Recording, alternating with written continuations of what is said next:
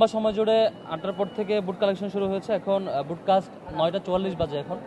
এখন পর্যন্ত বুট গ্রহণ, শিক্ষার্থীদের রেসপন্স, অনাবাসী শিক্ষার্থীদের আগমন, নারী শিক্ষার্থীদের যারা বাইরে থাকেন তাদেরও আগমন, সব কিছু সন্তোষজনক ছিল এবং শিক্ষার্থীরা বেশ ভালোভাবেই আসছে। সবাই ভোট দিচ্ছেন, যার যার মতামত ব্যক্ত করছেন। আমরা বেশ কিছু অসঙ্গতিও লক্ষ্য করেছি। বুথের ১০০ মিটারের মধ্যে যেখানে লাইনে দাঁড়ানো হচ্ছে নির্বাচনের সেন্টার, ভোটিং সেন্টার, সেখানে ১০০ মিটারের মধ্যে লিফলেট বিতরণ বা এই ধরনের ক্যাম্পেইন সেগুলো নিষেধাজ্ঞা ছিল।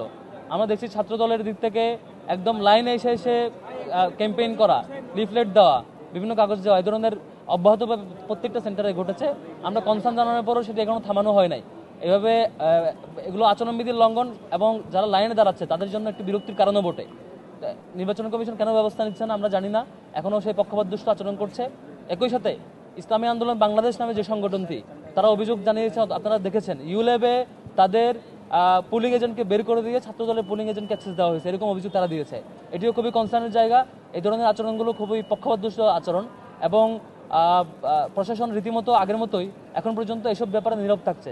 ছাত্রদলের ব্যাপারে কনসার্ন জানানোর পরও ইমিডিয়েট যে অ্যাকশন নেওয়ার কথা ছিল সেটি না নিয়ে এখনও নীরব ভূমিকা খুবই দুঃখজনক।